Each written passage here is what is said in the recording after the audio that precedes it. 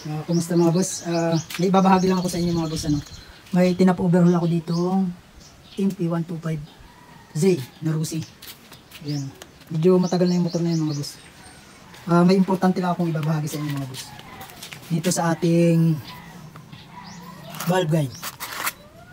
Ayan mga boss. Ito binabahagi ko lang sa inyo mga boss. Merong pagkakataon na kahit bagong rebore, bagong palit ng piston, bagong palit ng valve seal, umuusok pa rin. Maganda naman ang setup ng kanyang piston ring. Pero ito ang problema mga boss. Yung kanyang valve guide. Ayan malakas na yung side play niya. Ito papalitan natin ito mga boss. Ang pagtatanggal niya ay ganito lang mga boss. Ibabahagi ko lang ito mga boss. Yung iba naman marunong magbaklas niyan. Pero kung gusto nyo, comment na lang kayo sa comment section kung paano magbaklas. Pero meron akong yan, vlog. Babaklasin lang natin ito mga boss kung paano natin tatanggalin Ayan yung valve guide. Yung lagayan ng valve seal.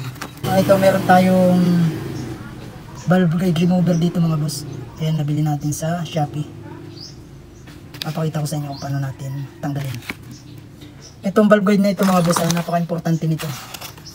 Kapag yan ay nagkaroon ng side play, kahit bago pa ang piston yan, piston, block, valve seal, uusok at uusok pa rin yan. Gawa nagpi-play siya ng ganyan, kumakawan yung kabilang side ng valve seal. Hindi naman lahat mga boss, madalang mangyari yan. Pero may pagkakataon na ganyan. Ayan lang problema niyan mga boss. Tanggalin lang natin. Ito mga boss, dalawang size nito, isang maliit at saka isang malaki. Sukatin lang natin. Ito pala, yan naman ang malimit nagkatama dyan. Minsan nababasag din yan mga boss, hindi natin napapansin. Ayan, malaki yung isa. Ito yung pangtanggal.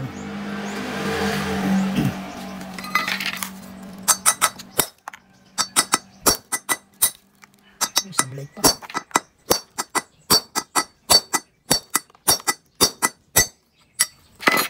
Ayan, natanggal na.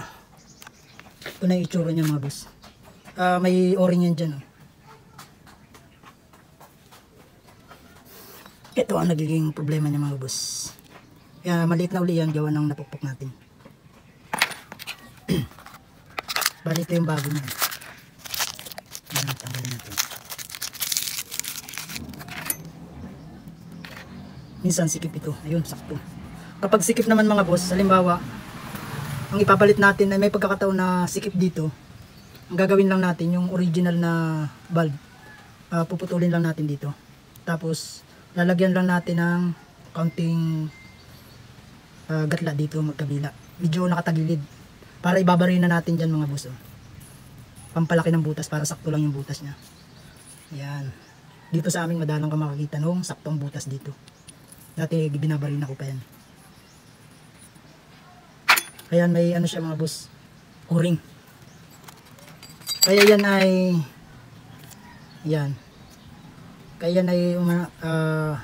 ay umuusok pa rin mga boss. Dumadaan dyan yung langis kapag tumatagilid siya, taas baba. Ayan, gumaganyan.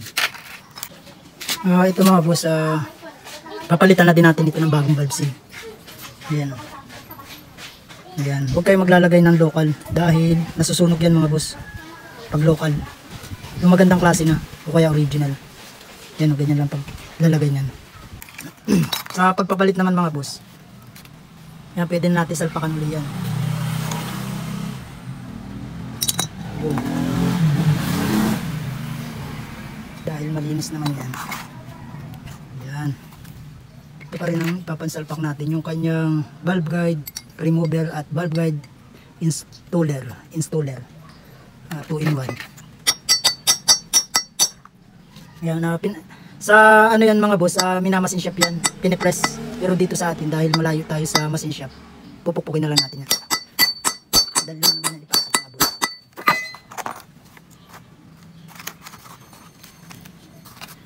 Ulit.